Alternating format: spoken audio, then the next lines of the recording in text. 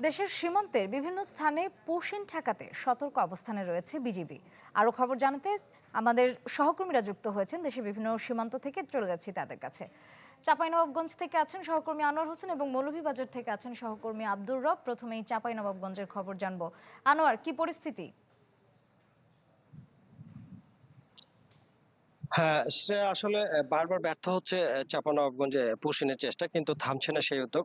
যেটি আমরা গত চলতি মাসের 4 জুন থেকে এখন পর্যন্ত যেটি লক্ষ্য করছি। তো বিশেষ করে চাঁপানবাবগঞ্জের সীমান্তগুলোতে একের পর এক একই ধরনের ঘটনার পুনরাবৃত্তি নতুন করে উদ্বেগ তৈরি করছে সীমান্তের জনপদের মানুষের কাছে।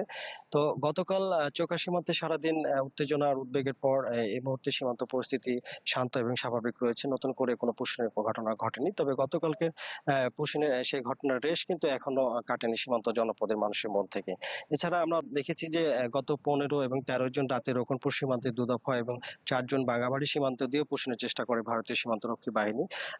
তবে বিজিবি তাৎক্ষণিক টহল এবং সতর্ক অবস্থানের কারণে প্রতিটি চেষ্টাই ব্যর্থ হয়েছে বিএসএফ এর। অর্থাৎ অল্প কয়েকদিনের ব্যবধানে একই জেলায় বারবার একাধিক সীমান্ত দিয়ে ধারাবাহিক পুশিনের চেষ্টা দেখা যাচ্ছে। এতে সীমান্ত নিরাপত্তা পরিস্থিতির পাশাপাশি মানবিক বিষয়টিও নতুন করে আলোচনায় এসেছে। ঢালাইয়ে দৃঢ়তা, নির্মাণে নিশ্চয়তা। প্রিমিয়ার সিমেন্ট, ঢালাইয়ের রাজা। তো আপনাকে জানিয়ে রাখি যে চাঁপানবাবগঞ্জে প্রায় 184 কিলোমিটার দীর্ঘ সীমান্ত রয়েছে, যার প্রায় 36.5 কিলোমিটারে এখনো কাঁটাতারের বেড়া নেই। যার ফলে এই জেলার সীমান্ত পথগুলো ব্যাপক ঝুঁকিপূর্ণ রয়েছে এবং খুবই গুরুত্বপূর্ণ। তো স্থানীয়রা বলছেন যে সীমান্তে সর্বোচ্চ সতর্কতা বজায় রাখার পাশাপাশি দুই দেশের মধ্যে কার্যকর যোগাযোগ এবং সমন্বয়ের মাধ্যমে এমন স্পর্শকাতর বিষয়গুলো সমাধানের প্রয়োজন, যাতে সীমান্তে অস্থিরতা বা অনাকাঙ্ক্ষিত পরিস্থিতির সৃষ্টি না হয়।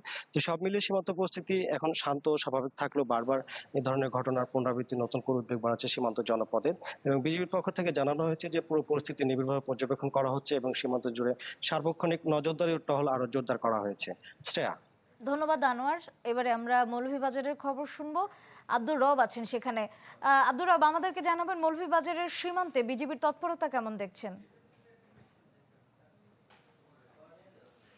জি শ্রেয়া, দেশের অন্যান্য স্থানে বিএসএফ কর্তৃক যে পুশিনের অপতৎপরতা বা চেষ্টা, সেটা আসলে মৌলভীবাজারে আসলে নেই বলা চলে। আমি কথা বলেছিলাম বিজিবি ৪৬ ব্যাটালিয়নের অধিনায়ক লেফটেন্যান্ট কর্নেল সরকার আসিফ মাহমুদ সাথে। তিনি আমাকে জানিয়েছেন যে এই যে তার অধীনস্থ যে এলাকা রয়েছে, সেখানে আসলে বিগত কয়েকদিনের মধ্যে আসলে বিএসএফ কর্তৃক যে পুশিনের কোনো চেষ্টা করা হয়নি বলা চলে, অনেকটা স্বাভাবিক। এবং বিজিবি নিয়মিত টহল দিচ্ছে।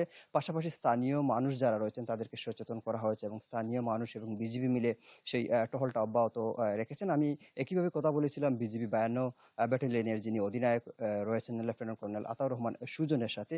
তিনি আমাকে একই চিত্র জানিয়েছেন যে আসলে এই অঞ্চলে বিএসএফ কর্তৃক যে পুশিনের যে অপতৎপরতা বা চেষ্টা আসলে এই দিকে নেই। তবে চোরাকারবারি, উভয় দেশের যে চোরাকারবারি যারা রয়েছেন ভারত এবং বাংলাদেশের, তাদের আসলে ব্যাপক এক ধরনের তৎপরতা এই অঞ্চলে রয়েছে। বিগত কয়েকদিন আগে কুলাউড়া সীমান্তে একজন বাংলাদেশি চোরাকারবারি ভারতীয় যে বিএসএফ কর্তৃক ভারতের অভ্যন্তরে আসলে গুলিতে নিহত হন।